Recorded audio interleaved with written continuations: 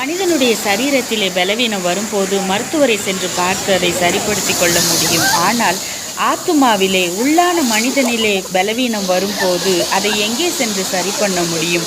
யார் அதை சரிப்படுத்தக்கூடும்?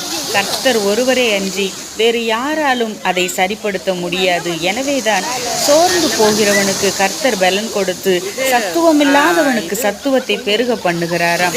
யாரெல்லாம் வாழ்க்கையிலே களைப்படைந்து இளைப்படைந்தவர்களாக இருதயத்திலே பலவீனமாக இருக்கிறார்களோ அவர்களுக்கு கர்த்தர் பலனை கொடுக்கிறார். தளர்ந்தவர்களுக்கு ஆதரவை தருகிறார். பலவீனமான மனிதன் தேவனிடத்திலே முழு நம்பிக்கையுடன் இருக்கும் போது அவர்களுக்கு ஆறுதலும் தெய்வீக சக்தியின் தாங்கும் வலிமையையும் வாக்குத்தத்தத்தையும் தந்து அவர்களை புதிய நம்பிக்கைக்குள்ளாக கடந்து வரும்படி செய்கிறார். எனவே கர்த்தருடைய வேதத்திலே நாம் பிரியமாக இருந்து நாம் அவரையே நோக்கி பார்ப்போம்.